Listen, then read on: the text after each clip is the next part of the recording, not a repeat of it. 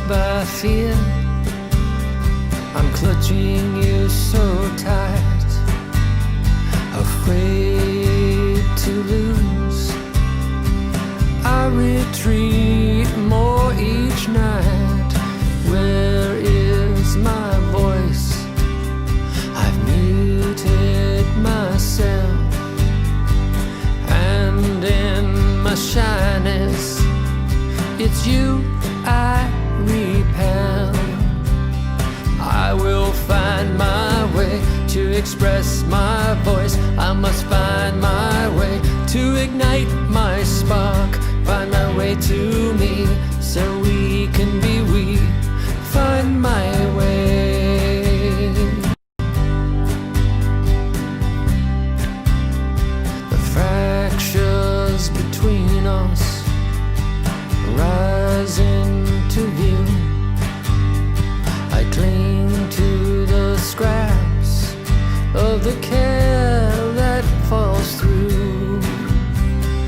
Where is my strength? I've crumbled apart, hiding from the truth. I've shattered my heart, but I will find my way to regain my strength. I must find my way to restore my will. Find a way to me so we can be we. Find my way.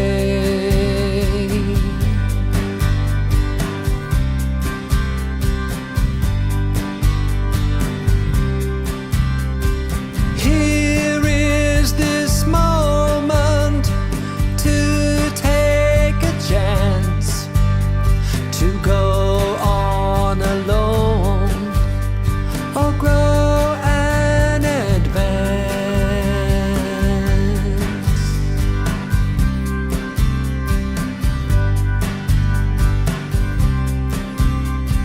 I will find my way to express my voice. I must find my way to ignite my spark. Find my way to me so we can be we.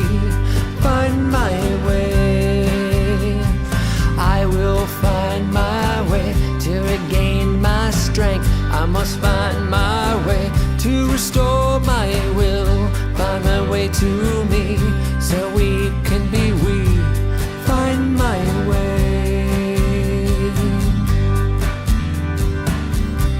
Find my way.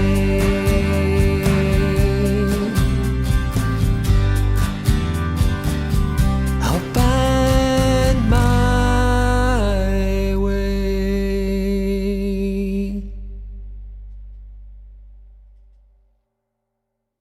Happy Sunday, everyone.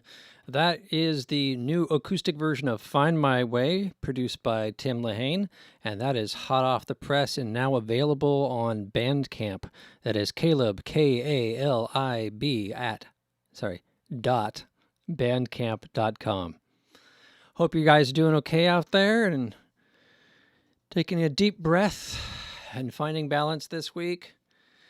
And hopefully we can bring you a little break from all that's going on and show you some new music, new videos, new entertainment to take your mind off stuff. If you are in either the Facebook chat room, the YouTube chat room, or the Twitch chat room, you can message us and your message will appear right here, so we'll see it. If you have a question for our artist today, we can relay that to them and get you some answers. Hey, Joe, are you out there? Now I'm here. Yes. Yes. Hey, Joe, how you doing? Very well. How's it going out there in Seattle? It is going fine. We're getting down in the low 40s and into the 30s this week. And there's going to be, snow on the mountaintops, and I'm bundled up. It's upper 40s and very low 50s this week and today, and it was sunny and with clouds in Sausalito earlier this morning, and Point Richmond it was sunny over Mount Tam and cloudy over the San Francisco skyline, and At 3 p.m., I woke up to the sound of rain, and we got doused with rain. And by 4 o'clock, it was bright, clear, and beautiful as though it were summer, but for the cold temperature. We just had a dazzling sunset, and the twilight's rather spectating, as I'm sure our guests can attest to. Nice. I got some. We're still getting afternoon sunshine, so it's cool out. But I can definitely go out and go for a walk and whatnot. Though I think probably by the end of this month, I'm gonna pretty much be sequestered to the studio and hunkering down. Well, we're Yeah, getting a little preview. I told Andrew not to mute his mic, and then I forgot that this opening segment would, of course, Zoom would flip us over. So we're getting some peeks of Oh, Andrew sorry about that. ahead of time. I'll mute No, it's myself. cool. Hey, everybody, you didn't see Andrew. We got to build up to that reveal moment. So, hey, Joe, yes, you out there? yes, I am. I Hey, am Joe, here. how are you doing? Very well, thank you. So surviving the mixture of sun, rain, and more sun, and a breathtaking sunset despite the late afternoon showers and very gloomy skies we had for 1 hour. The weather's changing like a TV channel selector. Up here, it's pretty much been it's been overcast in the morning, and then the sun breaks out probably in the early afternoon, and then by 6 o'clock it's dark and cold. We're down in the 30s at night, and should be getting some snow on certainly on the mountaintops over this coming week. Well, the wind is over, but we're still getting the cold. Um, Tomorrow's my first day of vacation. Me and a friend of mine are taking our motorcycles up to Mendocino for a day trip and turning around and heading back and making it back by nightfall. And it promises to be rather cold up there. Upper 40s, very low 50s, and but at least it's going to be dry, no rain. So we're going to brave the cold and head up there for some coffee and whatnot, Very and then cool. head back. I need to get out. I need to. We haven't done a road trip in maybe a month. Last time we got out to some of the islands north of where we are, northwest. Not all the way to the Olympia Peninsula, but just some island hikes over there. Take advantage of the last days of sunny afternoons. Absolutely, and the weather's really schizophrenic right now, as it would be in sort of the real changing of the seasons. Um, I'm supposed to be in Reno by Wednesday night, and I'm hoping the roads stay open because the first snows hit Tahoe. And fingers So, crossed, stay safe out there. All yeah, right. Well, I want to bring on our guest this week, Andrew Levin, multi-instrumentalist, songwriter, and producer. And he's also a darn fine singer. What is a multi-instrumental?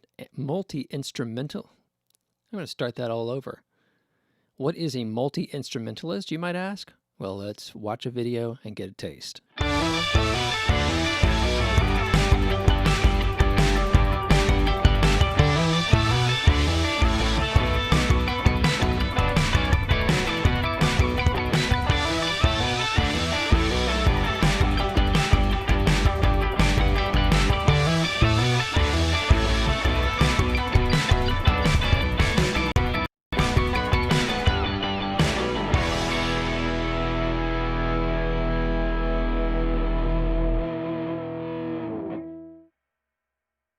Hold my, get my hands Hey, on. Andrew. How Hey. you doing? Good. How you doing? Doing good. Just showed your little video of you with your piano and guitar chops, I think from a couple years ago. Show people Yeah. what a multi-instrumentalist is. Oh yeah, that was a fun little video I made for my buddy Adam Thies. He has a group called the Jazz Mafia. Definitely recommend checking them out. And he had a website where we were doing small 20-second bits of performance and whatnot. So I wrote that little 20-second song for that website. I was wondering about that track because a lot of your music is more singer-songwriter, and then I see these little clips of what I'd call prog rock. Yeah, I guess so. Yeah. With the riffs and Yeah, it's all been a big part of my life. I grew up playing a ton of metal, ton of prog rock, punk, all that kind of stuff. And I think that getting into jazz, classical, it's just kind of all uh, coalesced, and I ended up recently been doing a lot of more soft singer songwritery type stuff.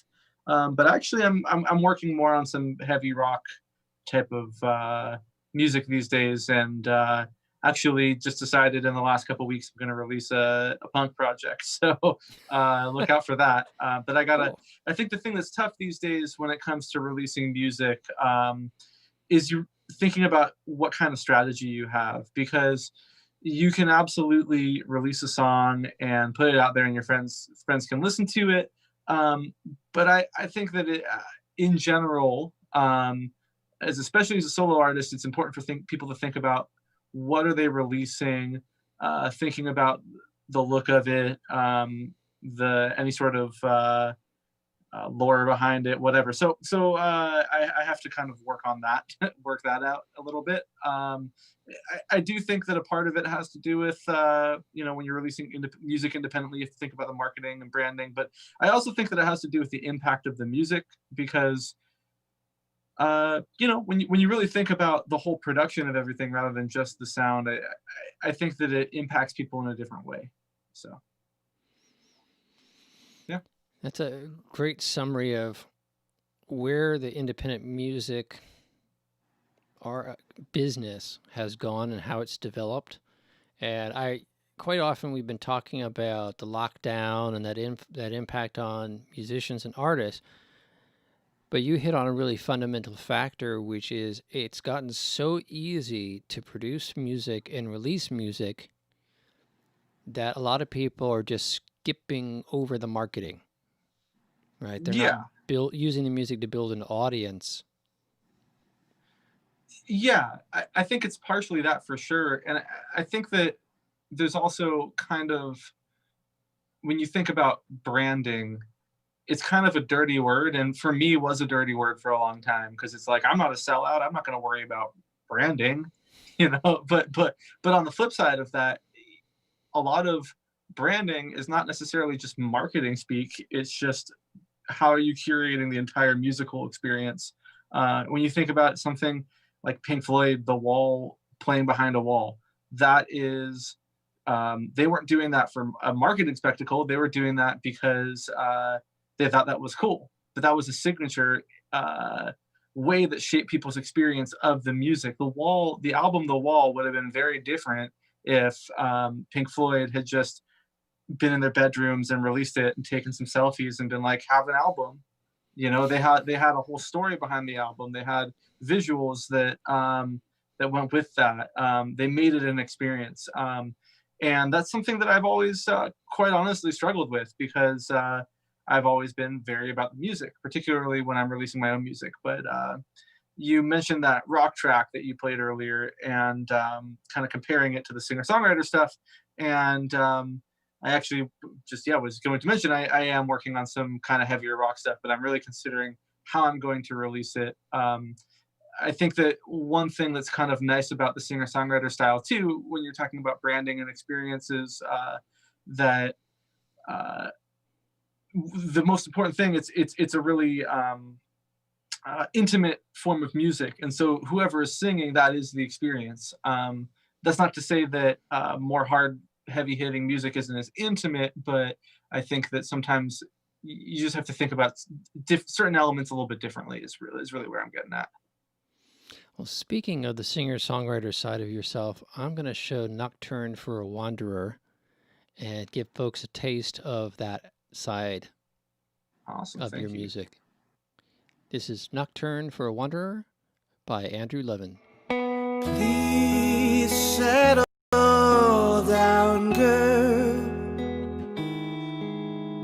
Come tomorrow, your road will be clear, and I'll just be a memory, lost in the wind, just just like a dream. When you lay down thoughts of me like rocks in the ground, will those thoughts come to haunt me? Lost in the wind, just like a dream.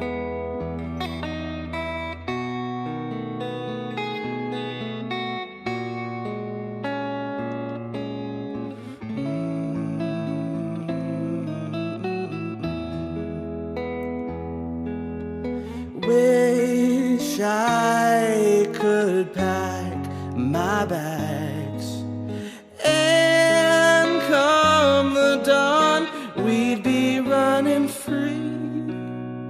But I think that when you said you cared, my eyes look just like two mirrors, my arms simply two carriers. At least that's always how it seemed.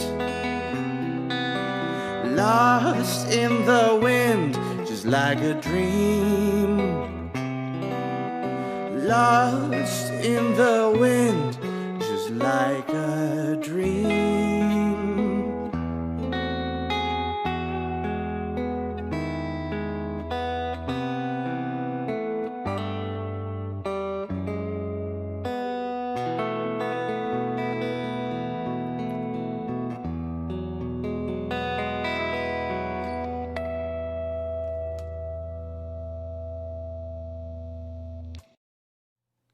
So Andrew, how did you start doing the singer-songwriter stuff? What is the origin?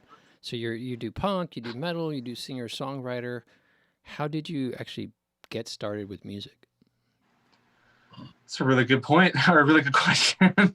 I guess I kind of just always naturally created that style of music. I think a part of it has to do with where are you creating the music, and in what context. I've played in a lot of bands before too, and generally speaking, when I'm playing in a band,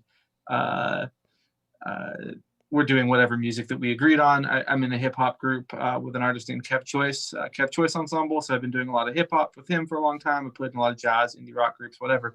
But when you're writing for a solo project, I think it's a little bit of a different, how should I put this? It's just a different setting for writing. So I find that sometimes if I'm writing music by myself, I'm maybe sometimes doing it for meditative purposes, or maybe I'm not in the mood to go super loud with it. So I'll kind of gravitate towards that. But beyond that, I've always just been really inspired by a lot of singer-songwriters. I was really inspired by a long time, or for a long time, still am, by an artist named Chris Whitley, who I really recommend checking out. And he did all sorts of experimentation with cool alternate tunings. And I got into him. I kind of got obsessed with alternate tunings and that whole thing.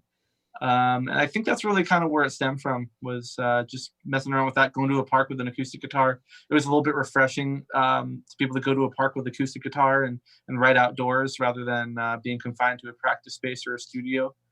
So I guess that's how it all started. Now, sorry, long-winded answer. No.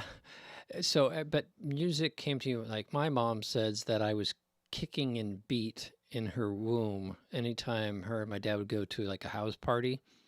So Yeah. she thinks that music was just genetically there in me. And I don't have a lot of musicians in my family, immediate family. Her father played banjo, and I have one cousin on my dad's side that plays drums.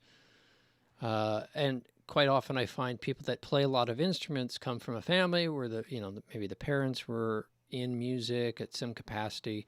What was your origin story? Yeah, well, I actually don't come from a musical family either too much. My mom is musical, but she isn't, an instrumentalist. She did musical theater. She was an actress. And when I was a kid, she would always play guitar and sing for me. And there was just always a ton of music, specifically punk music, in my household, even as a kid. So that's really how it started. Was a lot of it just came from my mom and her influence on me as a person. There are several musicians in my family that are a little bit more distantly related, but in my close family, or in my immediate family, while music is certainly important to a lot of my immediate family members, I didn't come from a musical.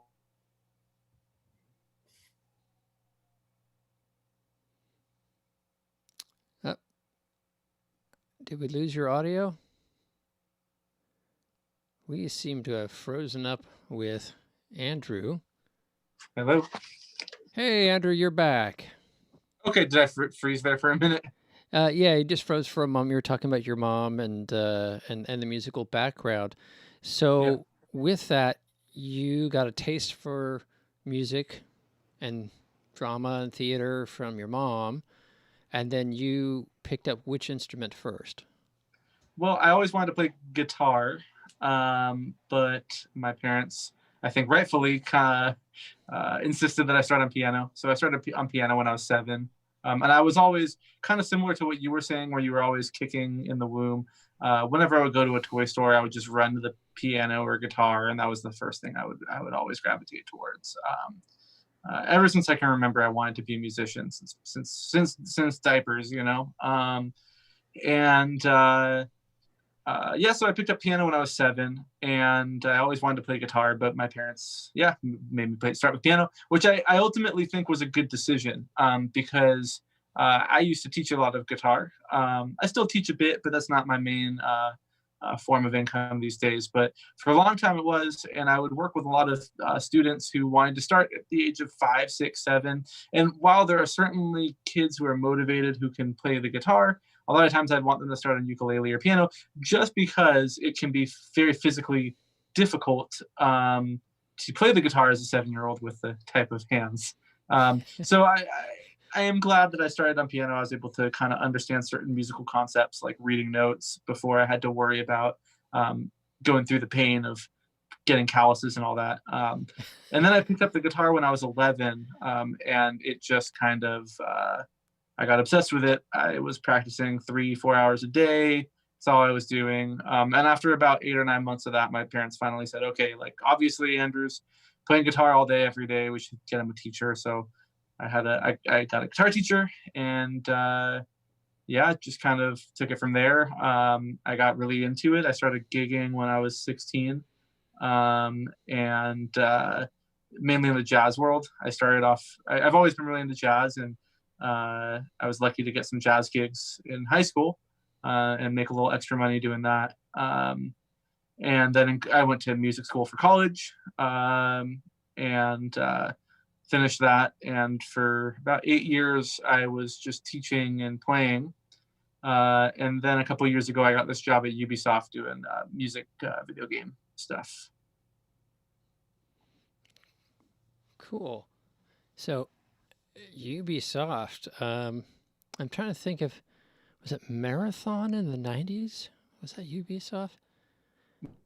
It's great. You know, my understanding is it's a great gig to be a musician in the gaming world.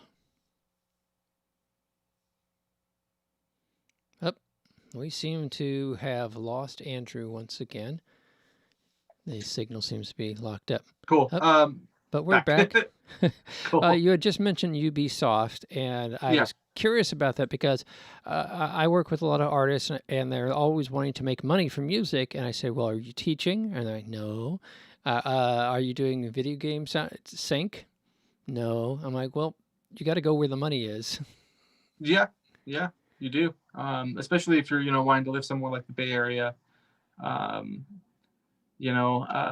moved back to the Bay Area from LA because I wanted to just be able to do my art or music on my own terms and not have to worry about the mainstream industry and all of that. But, then I got into my 30s, and it kind of was like, okay, well, I need to be able to pay my rent somehow. So Let's get a gig. so yeah, I mean, you have to look where the money is for sure, and also where you're going to get fulfillment. But definitely teaching is a great way to do it, because it allows you to be flexible. So if you want, you can schedule lessons whenever you want. I would always, when that's what I was doing, I would never schedule lessons on Fridays, because Fridays I would probably want to gig, and I wouldn't want to have to cancel lessons.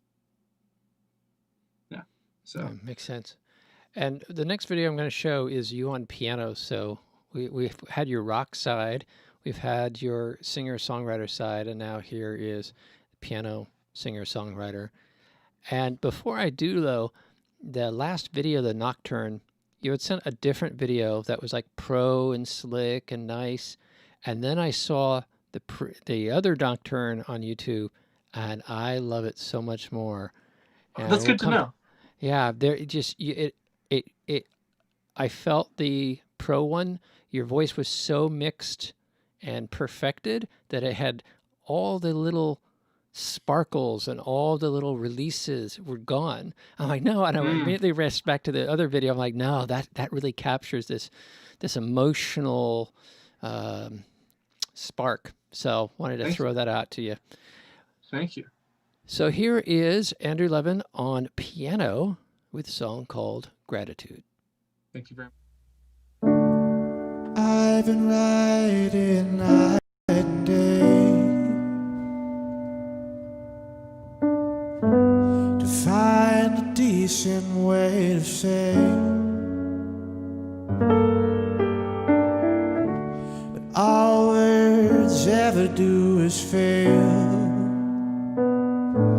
I wish that I could just rewrite the language,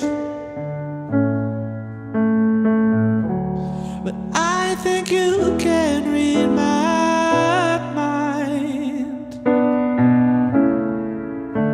It's what they're saying on the news, and I think speaking's wasting time. Hope that you can know my gratitude.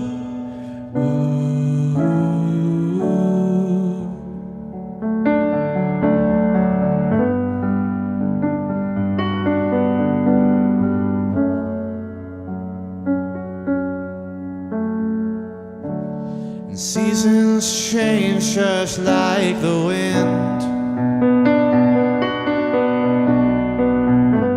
and money falls like leaves in autumn. But you built me from within, and since then my spirit's never fallen. I could give you all my being, and all my time, my soul, my truth. But all these actions have no meaning if you don't know my gratitude. Oh, oh.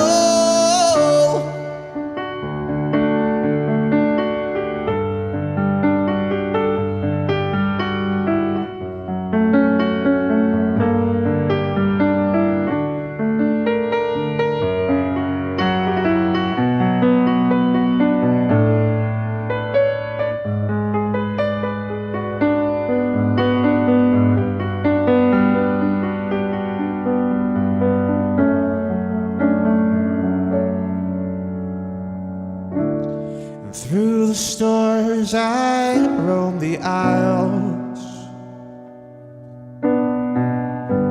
and all the faces look confused,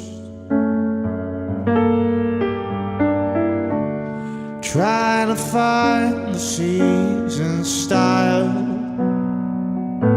so they can buy themselves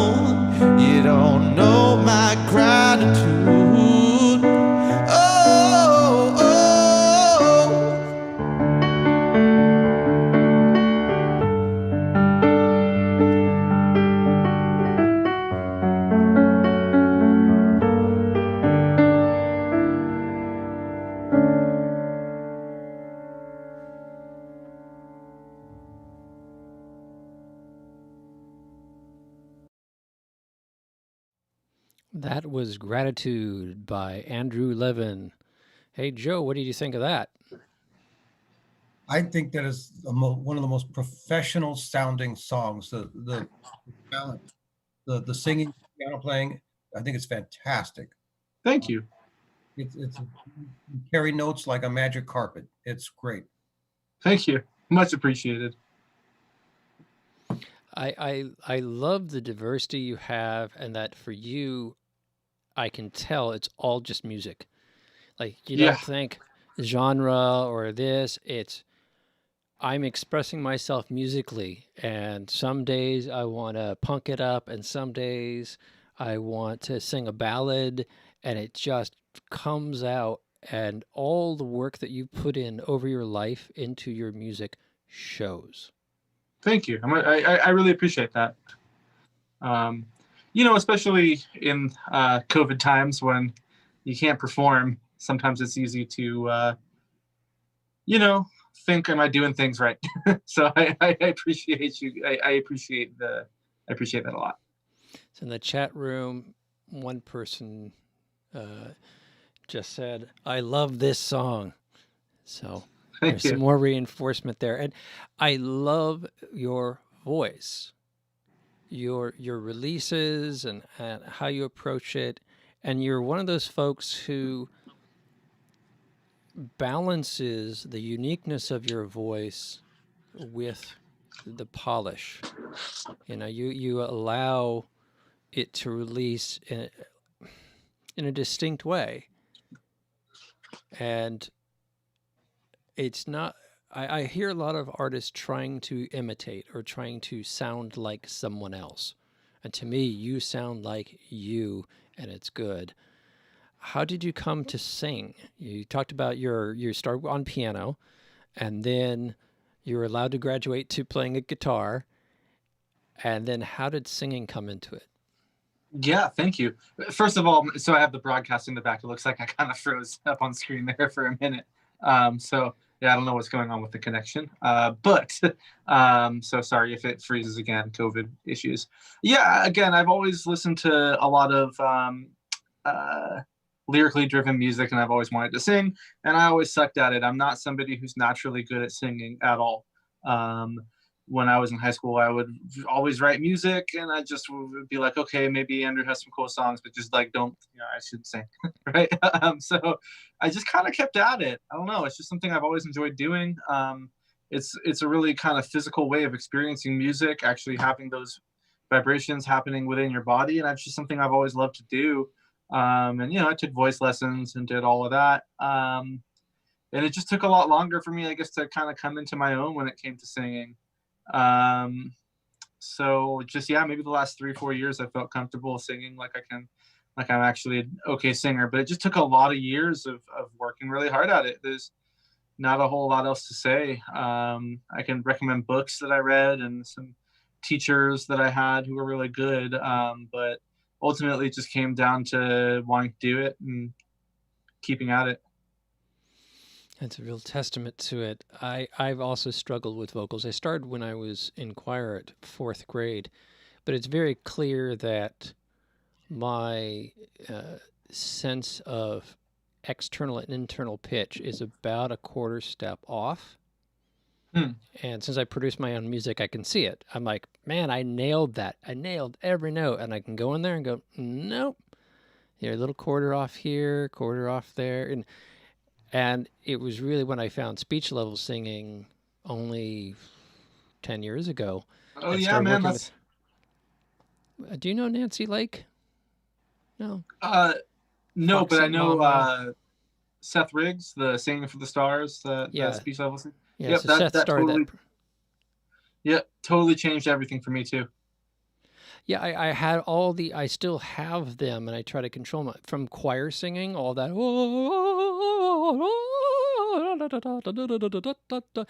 There's just ways I approach it. And then when I got into jazz, it was still very legato. And when I started doing my own music, I was doing all this very legato singing, but with electronic music. And it did not really work. But I didn't hear that I was doing that, because for me that was singing. And when you get into speech level singing, And now you're just talking along versus you're just talking along, you know, trying to extend everything. It just Yeah. really made my song so much better. Yeah, I think everybody who's interested in singing should read that book, because I think, you know, we hear these singers, especially, you know, you grow up in American zeitgeist, it's a lot of well-known singers in their popular culture, and you hear a lot of them belting. I think a lot of people, myself included, I grew up listening to people like Aretha Franklin or, uh, you know, Robert Plant. Um, and you know, they're belting, it sounds like they're screaming, but really that's just kind of how their voice sounds, and it's just years of them just allowing their own voices to get out there. And it's not about forcing into something that's not natural. It's your whatever voice you have is what you have. You're born with it, and you have to just work with it. And I think that's the cool thing about speech level singing, is it allows you to just say, okay, I'm just gonna not force this, just let my voice come out and develop how it is. And yeah, I think that was really profound for me, because I always wanted my voice to sound different than it did. I still want my voice to sound different than it does. I would be lying if I said I was satisfied. You know, so I don't yeah. think you're going to find a single singer in the world who will argue with you there. And I think every single person says, I want to sound different. And one thing that really helped me as well is I got into karaoke 10 years ago and started hanging out with some fantastic singers and getting to sit at their table and help start some karaoke scenes and sing every night. That just builds your ability and to build the repertoire and find what songs work for your voice. When I first started, I was singing like a lot of people, hey, I love this song, I should go sing it. And that turned out not to be the right approach, right? I started going, wow, sometimes that works, sometimes that really sucks. And then I stepped back and I started saying, what songs have a singer who has a voice similar to mine? And hear how they took that voice to the next level. So rather than trying to sing like someone I'm not, really listen to your own voice and find singers who sound like you and start working with their material. And all of a sudden you start to value what you have as opposed to wanting to have something else. Man, I gotta get into that. I gotta start doing that more. I must admit, I'm a little surprised at hearing you say that. I suspected it when I saw the other Nocturne video, and I was like, it was so polished. I'm like, yeah, but it's like it's polished all the charm out of it. And I saw the older Nocturne video in your home studio, and I was like, oh my God, I love this. I love every inch of this vocal. And then, of course, in the back of my mind, as a singer myself, why can't I sound like that? That would be great. I wonder if I could learn that someday. You know, the scripts get going. And at the same time, while that's a challenge, I think it's also the part of our personalities, the artistic personality, that pushes us forward, right? We're always wanting something more. We're always wanting to grow. And while that might weigh heavy on the days that you're laying on the couch with the blanket over your head going, I can't sing, whatever, you know, your cycle about your self view of your music is, it's also the thing that motivates you to get off the couch and get back in the studio and try something new. Yeah, absolutely. I like the idea about self-acceptance being the hallmark of individuality, not trying to sound like anybody else. Accept your own voice and work with that, and that is how you excel. Those are the roots from which you bloom. Every person that everybody else wanted to sound like, they started by accepting themselves. Be it Bruce Springsteen or Sting or whomever, they worked with what they had, didn't try to copy anybody else, and they ended up excelling because of self-acceptance. It was the hallmark of their individuality. It sealed their individual sound, which they couldn't have unless they accepted themselves and accept what a wonderful tool I have however imperfect it is. And that went a long way toward developing that person. Now that person is somebody that other people look up to and mistakenly want to emulate. Yeah, absolutely. I heard a good quote the other day, which is comparison is the thief of joy. Mhm. I think that, particularly, I think it's easy, especially in our culture, in American culture, which is such a competitive culture, to look at everything almost like a competitive sport. And I know that growing up as a musician, I did too. I remember in high school, I had a friend who she practiced 4 hours a day on violin, and I was like, oh crap, I'm only practicing 3 hours a day on guitar. She must be better than me. Or, you see child prodigies who can shred harder than I will ever be able to. And there's always going to be some 12-year-old kid out there who can just handle it technically, and there's always going to be people who are incredible creatively. But I think that the thing is that any time that you are talking about something like that is subjective, like art, music, it's about what you're connecting with. And no matter what, even if something may seem better to one person, somebody else is going to connect with another artist completely differently. There are many artists who I personally maybe don't like very much, but a lot of people connect with their music. Does that mean that the artists that I like are better? Definitely not. It's just different. And so I think that's, when we talk about accepting what we have, in music, but I think this is true in any creative pursuit. In order to really put anything out there, you have to accept what you have, and you have to accept what you are doing at your level, and accept that no matter where you are or think you are, that if you want to put something out, hopefully somebody's going to resonate with it, and that's really all that matters. It doesn't matter. Yeah, that's where I was going with it. So I'll stop there. Yeah. No, it's a very good point. Resonating is what matters. I have plenty of favorite artists of mine who are not very good vocalists, or not very good musicians, or not very good songwriters. And every once in a while, they will nail something that is unique and incredible. And it comes out of them doing a lot of material and having that moment happen.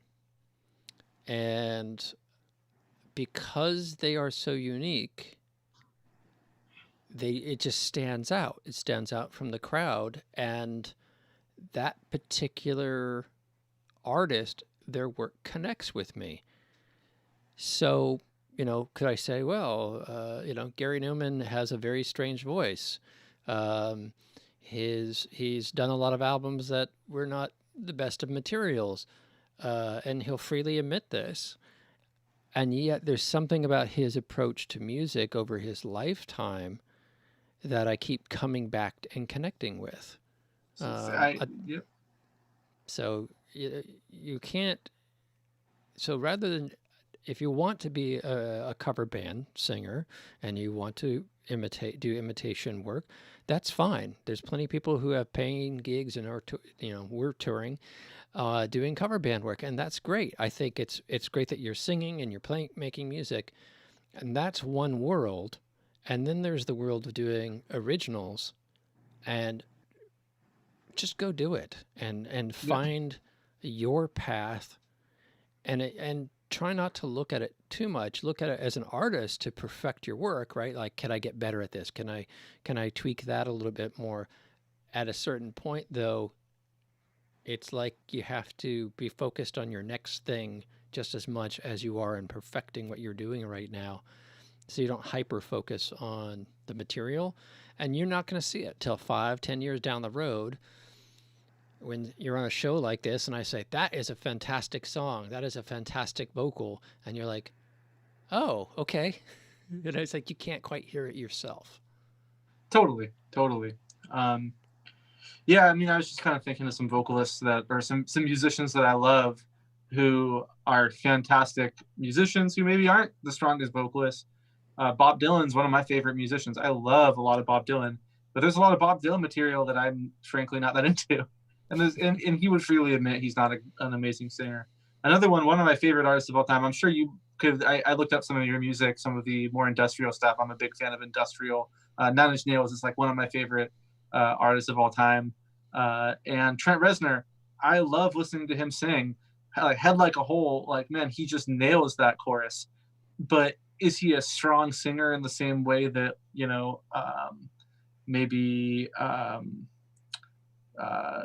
Alicia Keys or Aretha Franklin or Freddie Mercury is? Like, no, he's not, but he's doing his own thing in a way that is totally perfect for what he's trying to express, you know? So, yeah. I that's another great key point is perform to what you're trying to express.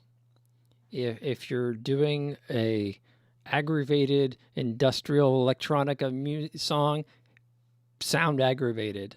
Some of the early Audio Terrace stuff, my industrial stuff, it does seem like I'm doing like a sing-songy vocal on top of this industrial music.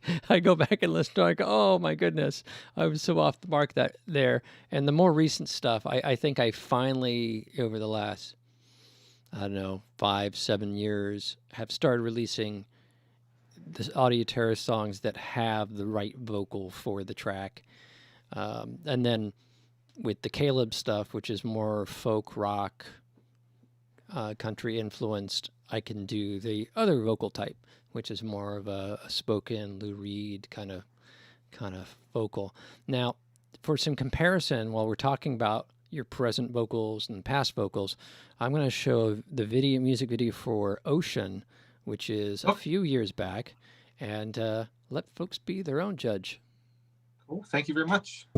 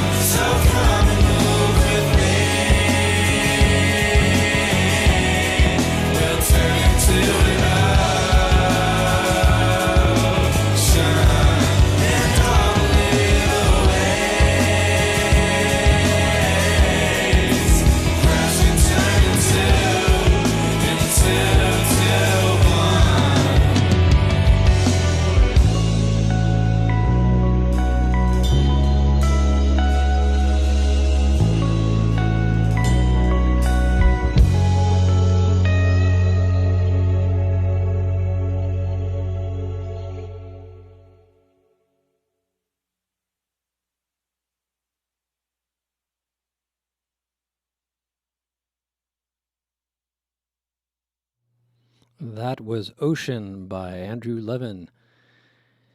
So, Andrew, how many years ago was that video?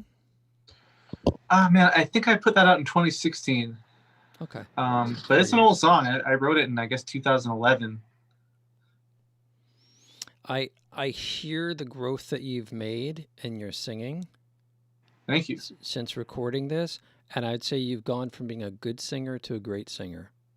Thank you. I really appreciate that. Yeah, I ended up taking a couple vocal lessons. One thing that beyond just doing it a lot, I ended up taking some vocal lessons with a really great instructor named Roz Kennedy. So if you're in the Berkeley area, San Francisco, definitely recommend him. But that really opened me up. And that was shortly after I recorded that Ocean video was when I did that.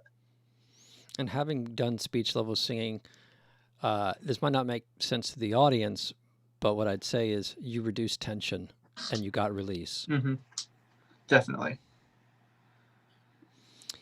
So you started with the piano, you moved into guitar, started singing, and then did you make that video? No. My friend Dylan Jutt made it. Okay. Definitely check him out. He's got some really cool, he's an animator, and he just has some really cool 3D mapping art that he's done. And then earlier we're talking about working in the gaming industry. Are you doing soundtracks for Ubisoft or not really. Two different worlds. Yeah. So well, I for a long time I've been working on a game called Rocksmith, which is it's kind of like Guitar Hero but for a real guitar. So I was doing a lot of the transcriptions and putting a lot of the music into the game and that sort of thing. But recently I've been doing kind of more sound design and mixing and that sort of thing. But not, yeah.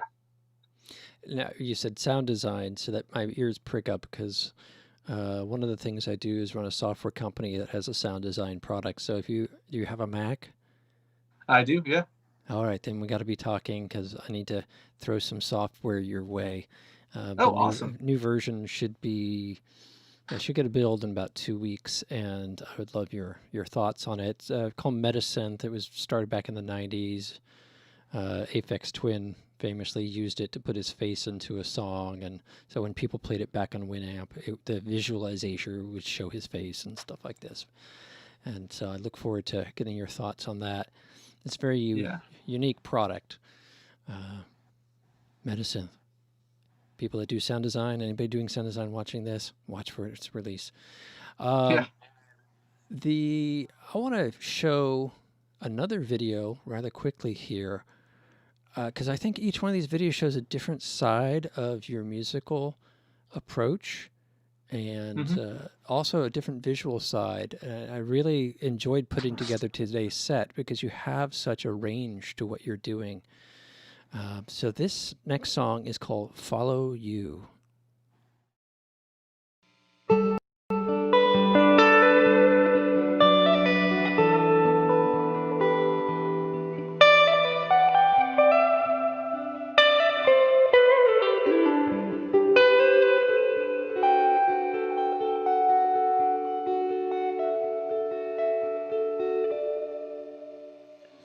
Love of mine, someday you will die, but I'll be close behind. I'll follow you into the dark. No blinding light, no tunnels to gates of white, just our hands clasped so tight, waiting for the hint of a spark. Heaven and hell decide that they both are satisfied. Illuminate the nose, from there they can see signs. And if there's no one beside you when your soul embarks, I'll follow you into the dark. Catholic school, as vicious as Roman rule, I got my knuckles bruised by a lady in black, and I held my tongue as she told me sun. Fear is the heart of love. So I never look back. If heaven and hell decide that they both are satisfied, illuminate the nose from their vacancy signs. And if there's no one beside you when your soul embarks, I'll follow you into the dark.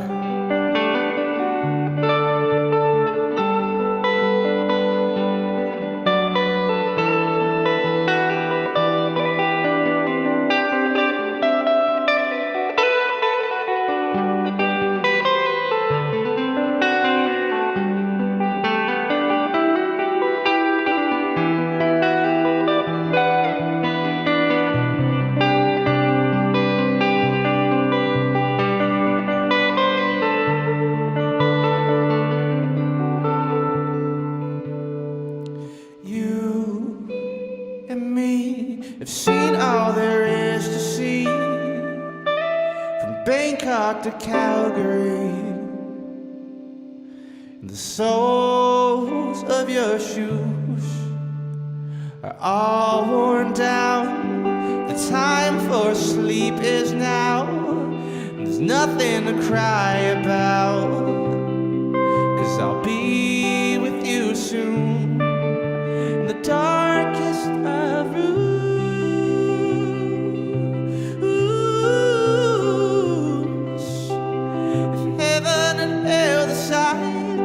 They both are satisfied.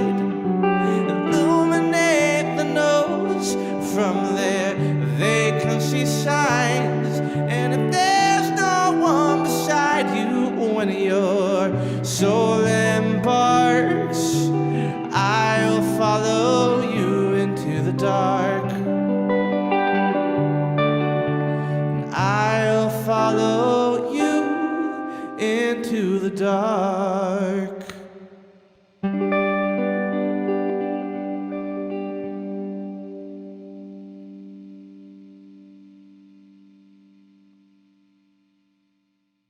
That was Follow You by Andrew Levin. We're interviewing Andrew and doing a retrospective on his musical career today on Sunday Live. Hey, Andrew, how's it going? what, Sorry, what were you going to say? what was the story behind that song? So first of all, I didn't write that song. That's Death Cab for Cutie. Oh, it's a cover tune. Okay. Yeah. All right. So it's just one of my favorite songs. I really love that song a lot. It's the lyrics and just everything. I just think it's one of the most well constructed songs of all time. So I've always wanted to just do a version of it. So are you, like most people, they have a famous artist that does a song. They don't distinguish if it's a cover or not, right? Sinead O'Connor doing Prince, right? Everybody says, oh, that's Sinead O'Connor's song. So you performed it. It's out there. And if someone was to purchase that version, they would say that's Andrew Levin, right? I guess so, yeah. Well, okay, yeah, it was a cover. But, Hallelujah. Think of how many people have done Hallelujah, and their fan base knows them for doing that song and know nothing about Leonard Cohen. Definitely. And I didn't know, because I've always heard of Death Cab for Cutie, but, they were vaguely out there in my radar, but never were something that crossed over into, me being a fan of. So for me, you're who introduced me. Now I want to hear them as much as I want to hear you. So speaking of hearing you, do you have recordings out on the market? Do you have albums? Yeah, plenty.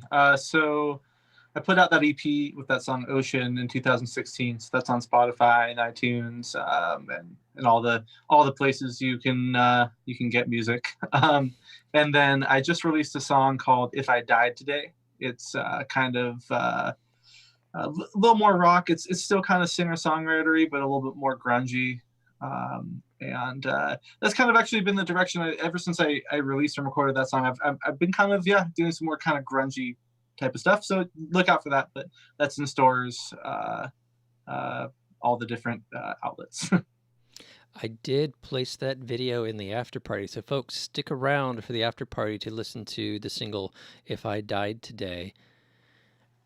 And I'm going to move into it's the top of the hour, so I'm moving into Mystic Moment, where I give you weekly, I don't know, I won't call it advice, just, maybe a nudge and a direction to explore your own creativity. And this week's Mystic Moment is Sea Adventure. A lot of what I'm hearing in Andrew's songs is this releasing and letting go. And when he's talking about his vocal training, it also had struck me as having that same theme of releasing, letting go. And by releasing the voice actually can expand and take on new qualities. So if right now you feel like you need to face letting something go, flip it on its head and see it as adventure. Because for every door that closes, it gives space for another door to open. And I look back at my life, at all the times that something passed in my life that I fought hard to keep, or tortured myself, made myself miserable over its loss. In hindsight, took me on a new path that was always better, that always had new gifts awaiting for me. So take a look at your own life and where there's opportunities to do that and see adventure. Thank you for everybody listening in on Andrew Levin's interview. For regulars know, we have after party. We kind of loosen up and play some additional material from the guest artist. And if you have any questions to ask Andrew during the after party, please post them in the comments and we'll get your questions to him and get answers back out. You're watching Sunday Live, and we're going into the after party.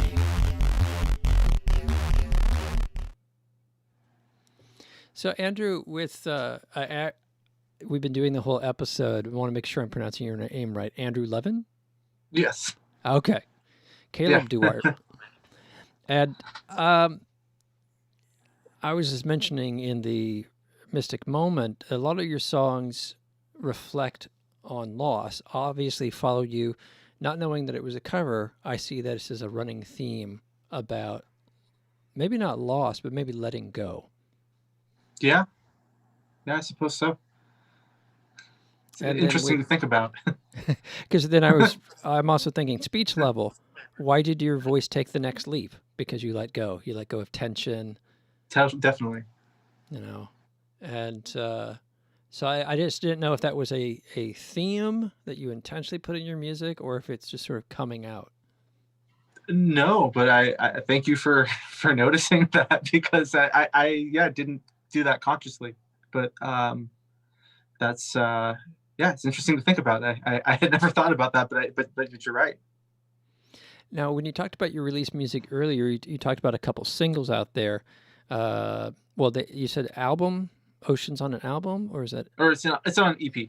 An EP, and then, and for folks, older folks that don't know what an EP is, back in the day, it meant an extended play record. So you might have a record with just 4 songs on it rather than 10 songs, and this would be an extended play. So you would have the single with 2 songs, an extended play that might have 4 tracks on it, and then you have a full album that might have 8 to 10 tracks. And then, of course, then you start getting 12 inches where you had 1 long extended track with maybe 2 B-sides. So that was the maxi single.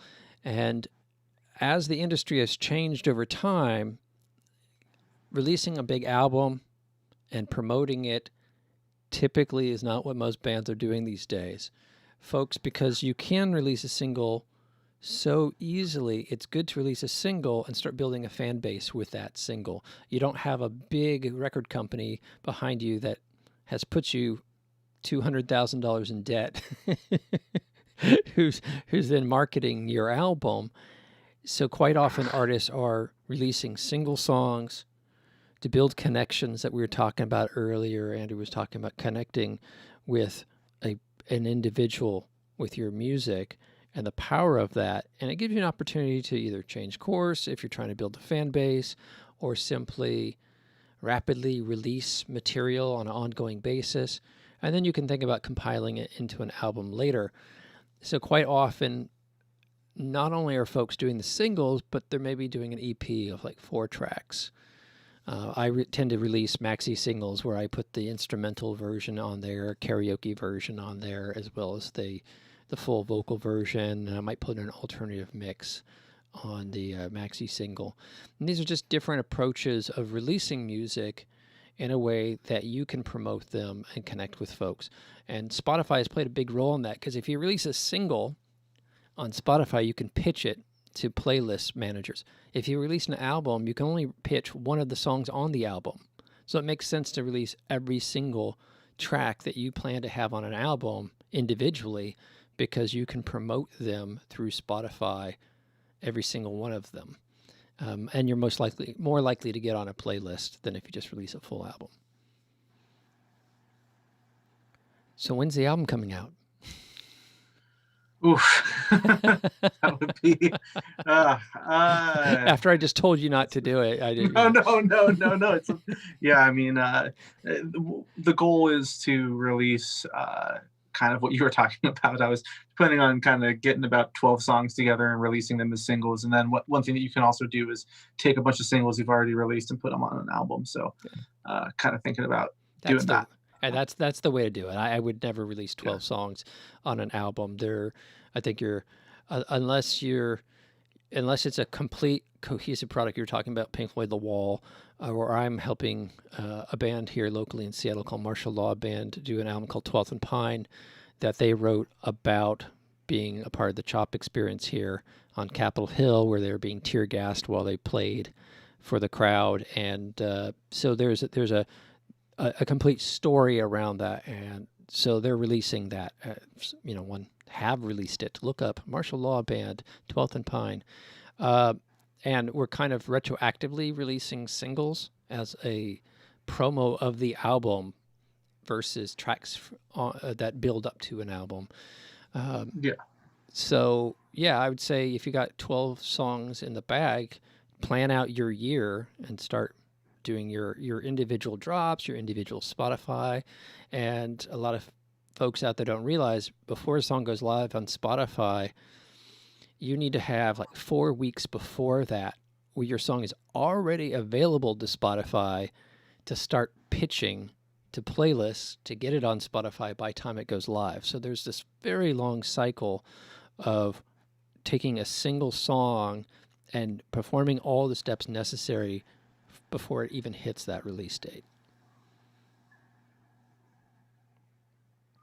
It looks like Andrew's frozen, or he's just staring in awe at the advice I just gave him. Well, while we're getting Andrew back, oh, you're back. Yeah, there we go. I was joking that you were just awestruck by my music business advice, and you were just staring, processing. We definitely, after this conversation, so Andrew and I have never met, and I think maybe Stefan at Balanced Breakfast introduced you. Yes. Okay. Yeah. Introduced us, and I now that we're having this conversation, I'm like, oh, you and I got to talk offline. I got lots of ideas for you, and I have a lot of questions, and I think some ideas that I would love to hear extended back. And as you release material next year, I'd love to have you back on the show to talk about that experience. Oh, Andrew's locked up again. I'm going to go ahead and show If I Died Today, which is your current single. What was that? I'm back, by the way. Sorry. I think that I need to shake my phone or something. Like, I've noticed that when I pick my phone up and down, I don't know what that some sort of sleep thing. Yeah, that could be it. I'm going to show If I Died Today. We had talked about that before the break. And this is your latest single and available on all platforms. So that's going to be Apple Music, Pandora, well, maybe not Pandora, but Spotify and Amazon Music, etc. So here is If I Died Today. If I died today, I wonder what you'd say. Would you sing my praises? Would you tell it straight? Would you want to know just what made me go? Do you really care? Now that I met my fate, would you make up stories about the times that we had? Would my passing make you think of me again? Would it make you cry? Forever we're now apart, though you never knew me. Oh, with a beating heart.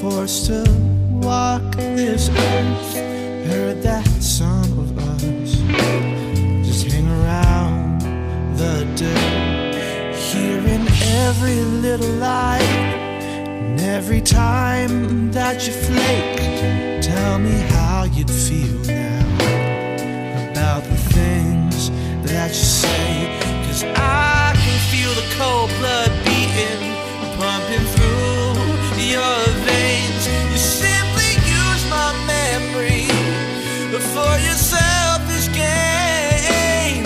Or would you leave me alone like you always used to do? 'Cause my friend, I gotta tell you, you got nothing to prove.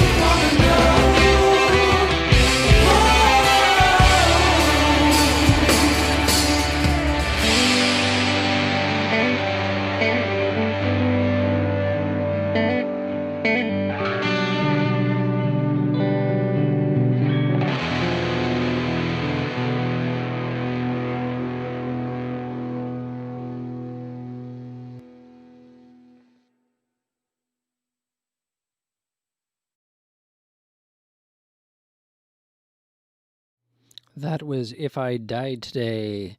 Andrew Levin. Check out he has a YouTube channel, and I just put in the comments on Facebook his Bandcamp account. If you liked any of the songs you heard today, drop $1 into the tip jar. This is a tough time for musicians and artists out there during COVID, unable to play live for the most part. So Donations are greatly appreciated. So, Andrew, I just noticed that there is another Andrew Levin in New York, and it struck Yeah. me that if you go to andrewlevin.bandcamp.com, you're gonna get someone else. But this, I think, is Andrew Levin music. So I put the link in there. It's a challenge. It's a challenge these days because it used to be that if you were that band in a given country, if you never got bigger than that, no one cared. If one band in, say, Europe got really huge, then they would usually go after the band that they wanted to expand into that territory, and then, the challenges with that. But now everybody can release music all the time, every day, whenever they want, through all these different channels. It's tricky. Yeah. And if you don't arrive there first, and I joke that I have an Excel spreadsheet with hundreds of accounts, because every new platform I hear from a friend of a friend, I have to go create accounts, and I've got 3 brand and bands. So I got to go create 3 accounts in every single platform as it appears to make sure that, we have consistency. And, there's a couple cases where I've had to be creative with the naming like you have. Yeah. Especially if it's a personal name. Yeah, I mean that's one thing that's tough is you can't. I think with a band name you can, if there's a well-known band, they can get a copyright on their moniker or name or whatever. But you can't put a copyright on your birth name. So I mean, actually there are some well-known artists. John McLaughlin. One of my favorite guitar players, from Mahavishnu Orchestra. Apparently there's another John McLaughlin who does like kind of pop, and Robin Williams, another kind of type stuff. So yeah, that can definitely happen as a solo artist. One of the reasons I haven't used a moniker is because everything that I wanted was taken by somebody who might be big enough to actually do something about it. I think I finally got a good moniker, like literally a week or 2 ago. So I may start releasing music under a different name. We'll see. And certainly with Bandcamp and whatnot, you can always re-release under the new brand and use the IPI code, IRC-SC code for the songs and whatnot. There are definitely ways of approaching it. And one of our conversations that we should have offline is trademarking. Because a lot of people don't understand how trademarking works. It, like the music industry, trademarking is a bizarre world where nothing is consistent, coherent across the globe. You think these standards would have been worked out, but human beings, being human beings, we're very territorial about how we go about things, and everybody wants to do it in their own way. So there's a thing called the Madrid Protocol that you allow you to sync up your American brand with your European brand, but it's not cheap, and it's per type of item that carries that mark. So interesting. If you do a T-shirt, you basically go down this laundry list of everything you're going to put that mark on, that symbol. So you were talking about Nine Inch Nails earlier, and the famous NIN symbol, right? You're going to stamp it on something. You pay X dollars per type of thing you're going to stamp it on when you register your trademark.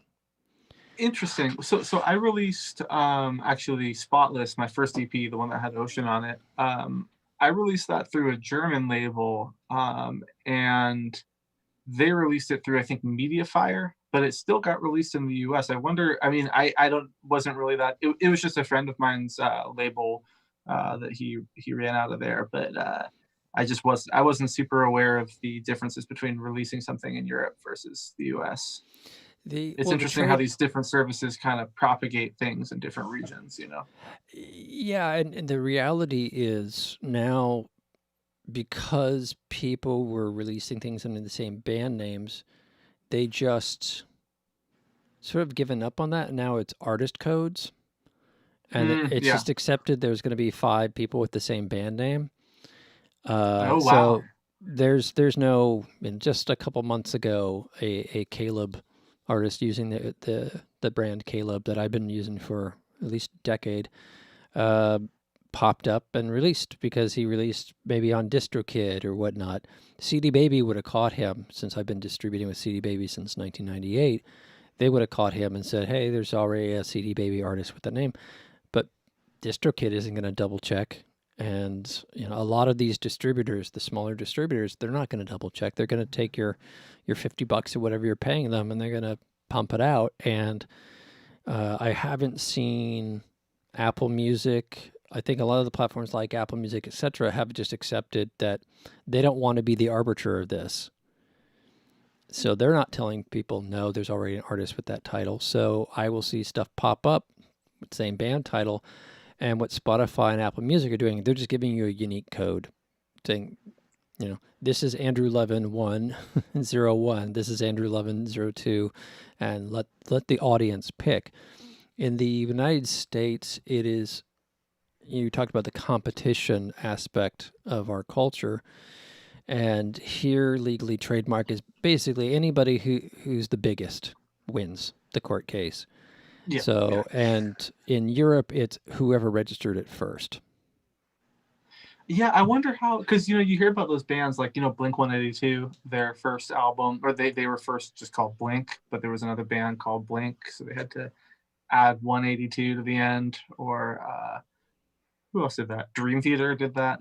I know there was a band called, I think I was a big Dream Theater fan in high school, but it's been a long time. But I know that they were originally called Majesty, I think, and then there was some other band called Majesty, so they changed it to Dream Theater. So they're yeah. It's whoever's got the most money has the biggest lawyer, and then have you protected your trademark. You obviously can bring evidence, like here's a bunch of my CDs, here's the music videos, I've been doing this for 20 years. All that stuff helps in the case, but it's a complete negotiated case. And back in the day, the big labels would, check that out. I mean, you sign big label, this is going to be a legal problem. They don't want to get sued.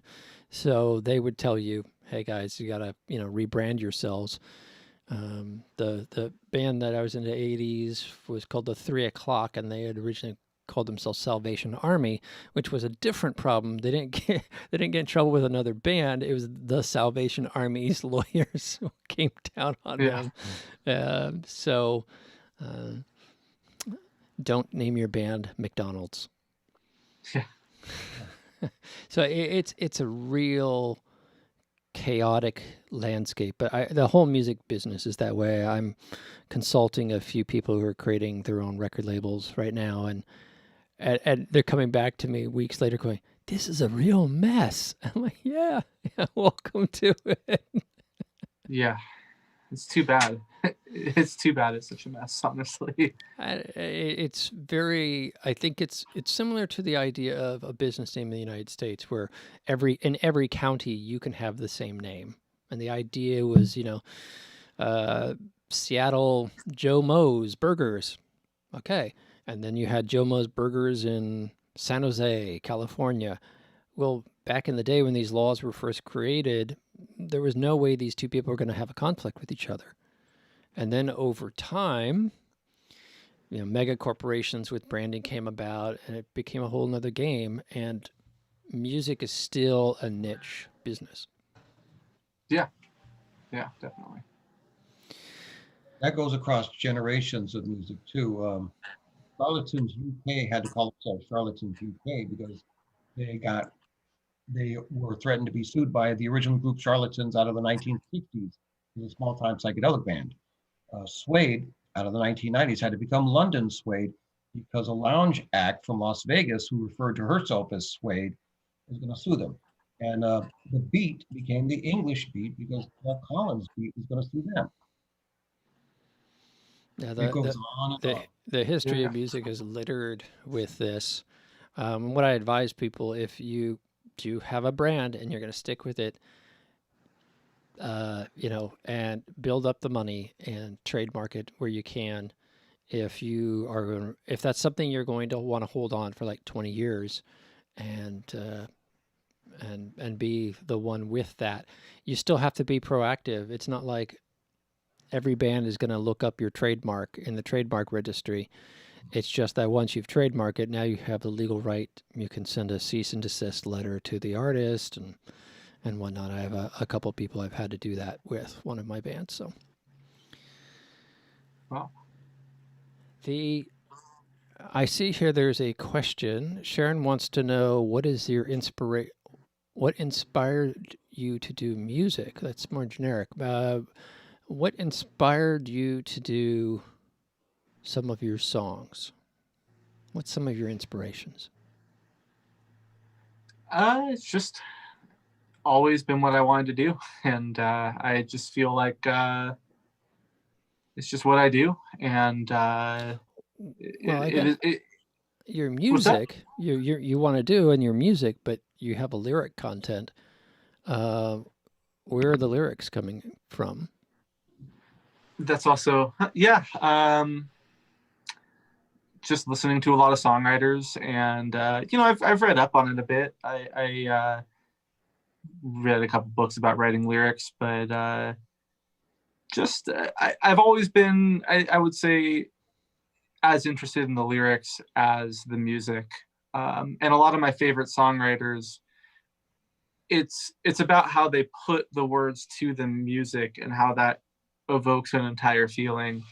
And I've just always wanted to do that. So I've always felt that it's important to put as much effort into the lyrics as the music when possible. So that's really about it. Just listening to a lot of songwriters. Bob Dylan is one of my favorites. Death Cab. And yeah, those are some of my favorite lyricists. Stevie Wonder. I just love how a lot of his lyrics are almost somewhat spiritual. And I really appreciate that. He actually just came out with a new song. I don't know if you've heard the new Stevie Wonder. It's pretty awesome. Not. Yeah. After He we just wrap released up 2 here, songs. shoot me a link because I really like Stevie Wonder's music. A lot of people don't realize how avant-garde he can be. My first Stevie Wonder album was The Secret Life of Plants. And it's literally this 2-record concept album about like the Garden of Eden, and some of the pieces are purely electronic and very experimental. One of those things like in the 70s where the label said, okay, do what you want. Everybody's doing something creative. But it's not, I don't know if there were any singles off of it even. So that I know really, that one was the soundtrack, right? What was that? Oh, yes. I think it was a soundtrack for a film or maybe a TV special. It's been so long. But it definitely shows you, the breadth and scope of his work, much like Neil Diamond's Taproot manuscript is First album that he played all the instruments on. And if you look it up, there's a synthesizer he used called Tonto. I forget what it stands for. It's like timbral orchestra something, but I know that he used that synth on a lot of his music, going into Secret Life of Plants and all of those albums. You need to shake your phone. Nope. Oh. No, it's back. Okay. Did you get my Stevie Wonder rambling a little bit? Yes. It cut out a bit of it, and then the audio came back, and then the video just came back. So, okay. The technology of our times is not quite there yet. So, yeah, and I think Superstition's one of my top 10 favorite songs. Yeah. Incredible guy. So, a lot of times people assume that a songwriter has to be autobiographical. And I love a lot of artists. Gary Newman, his stuff is very biographical, except for when he's doing something science fiction. But like David Bowie, I think it was Thursday's Child came out, it sounded like it was very autobiographical. And he just said, no, I'm a writer. That's what I do. I write stories. This isn't, the story is maybe told from my point of view. I sing it from that, but it's not a story about my life at all. Kate Bush, famously, Wuthering Heights was her first big hit. It was, that wasn't autobiographical. She read a novel, was inspired to write a song, and wrote the song. So a lot of folks assume that our inspiration, like, I wrote this song because I had a really bad breakup, so therefore I wrote this breakup song, and that's not necessarily the case. No. Yeah, there's craft. It's like writing a novel. Yeah, it's you're writing a story, and that story can be autobiographical, but I think that I think also a lot of songs, a lot of stuff that I read, I know maybe starts as something semi-autobiographical, but then morphs into something completely different, so it's about telling a story. Some of my favorite songs, one of my favorite songs, Simple Twist of Fate, Bob Dylan. It's just a really beautiful story. You can read it like a poem. So yeah.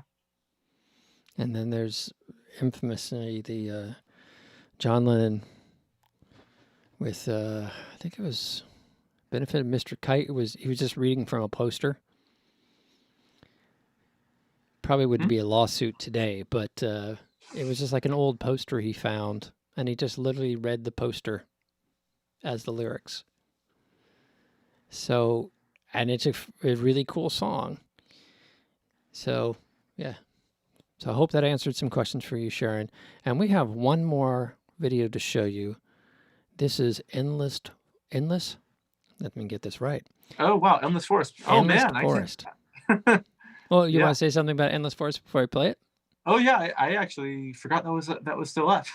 Yeah. Awesome. Thank you. Yeah. This one is actually, we were asking about progression. This is definitely the oldest one. I think this was probably 2012, 2013. Cool. This is Endless Forest.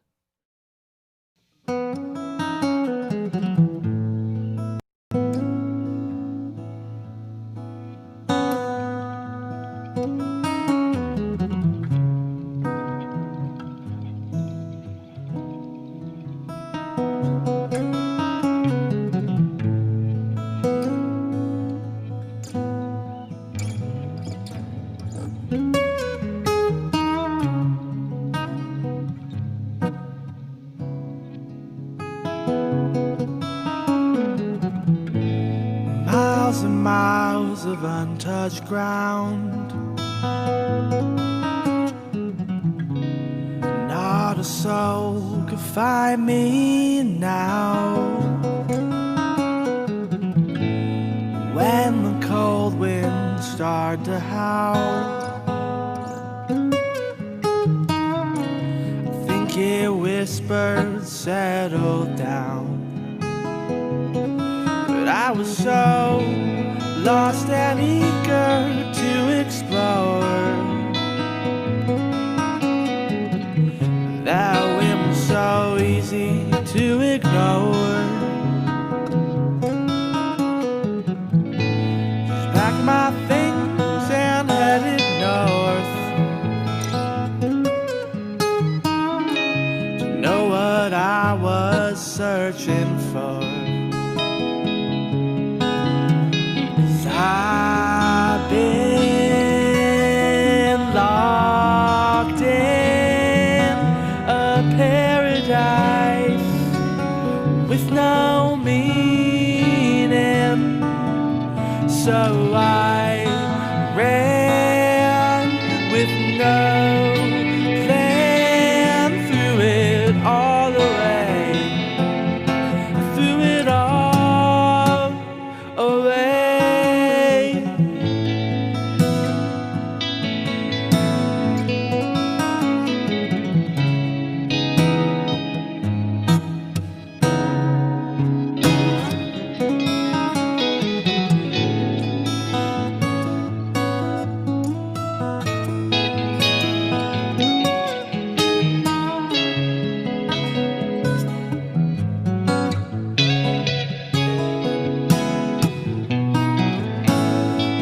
Say everything went wrong, but how could it could have gone more right. Building pathways in the fog, finding shelter in the night. Though this story seemed to have an early end, the wind was right with no one. I was bound to fall. And I've never felt so damn human. When I finally left it all, 'cause I've been locked in a paradise with no meaning. So I ran with no plan, threw it all away. I threw it all away.